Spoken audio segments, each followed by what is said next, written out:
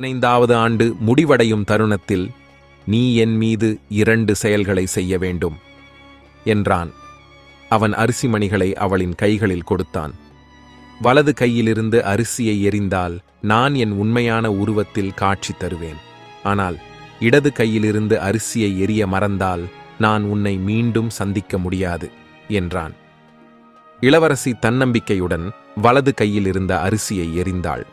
உடனே அவன் குதிரை உருவில் மாறினான்.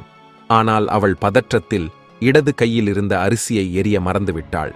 உடனே அவன் மீண்டும் குதிரை உருவத்தில் மாறி அரண்மனையை விட்டு வேகமாக வெளியேறி மறைந்து விட்டான். இளவரசி அழுது கொண்டே தரையில் விழுந்தாள். அவளது மனம் 2 கேள்விகளால் சிக்கியது. அவன் திரும்புவானா அல்லது திரும்ப மாட்டானா? மூதாட்டி மீண்டும் வந்தார். மகளே, கவலைப்படாதே. இப்போது நீ இழந்ததை நினைத்து கவலைப்படுவதற்கு பதிலாக என்ன செய்கிறாய் என்பது முக்கியம். தைரியமாக இரு. உன் தைரியமே அவனை உன்னிடம் மீண்டும் கொண்டு வரும் என்று ஆறுதல் கூறினார். ராணி மிகவும் துயரமடைந்திருந்தாள். இளவரசன் திரும்பி வரப்போவதில்லை என்பதை உணர்ந்து அவளது மனம் முற்றிலும் துன்பத்தில் மூழ்கியது. விடியற்காலையில் ராஜாவும் ராணியும் இளவரசன் காணாமல் போனதை அறிந்து மிகவும் சோகமடைந்தார்கள். இளவரசனை பற்றிய நினைவுகளோடு மகனின் திரும்புவதை மட்டுமே நம்பிக்கையுடன் காத்துக் கொண்டிருந்தார்கள். 1 நாள், 2 நாட்கள், 1 மாதம், 2 மாதங்கள், 3 மாதங்கள், இறுதியாக 6 மாதங்கள் கழிந்துவிட்டது. ஆனால் இளவரசன் திரும்பி வரவில்லை. ராஜா தனது படைகளுக்கு ஆணையிட்டார். அவர்கள் கிராமத்திலிருந்து கிராமம் தேடி சென்றார்கள். எங்கு தேடியாலும் எந்த தடயமும் கிடைக்கவில்லை.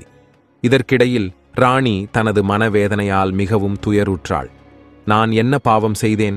என் கணவரை இழக்க இத்தகைய நிலைமையை சந்திக்க வேண்டியதாக உள்ளது என்று அவள் மனதுக்குள் வலி கொள்வதை தடுக்க முடியவில்லை. அவள் உறுதியுடன் முடிவெடுத்தாள். என்ன விலைக்கு கொடுத்தாலும் என் கணவரை தேடி வீட்டுக்கு அழைத்து வருவேன் என்று சபதம் செய்தாள்.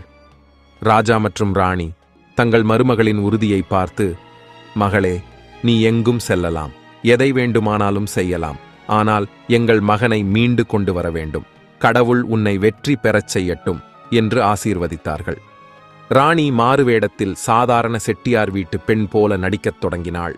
தன்னுடன் சில வேலைக்காரர்களையும் ஒரு பணிப்பெண்ணையும் கூட்டிக் கொண்டு அவள் ராஜ்யத்தின் எல்லைக்கு சென்றாள். அங்கு அவள் ஒரு பெரிய உணவகத்தை தொடங்கி அனைத்து பயணிகளுக்கும் இலவசமாக உணவளிக்கத் தொடங்கினாள். ஆனால் அவள் ஒரு நிபந்தனையை வைத்தாள்.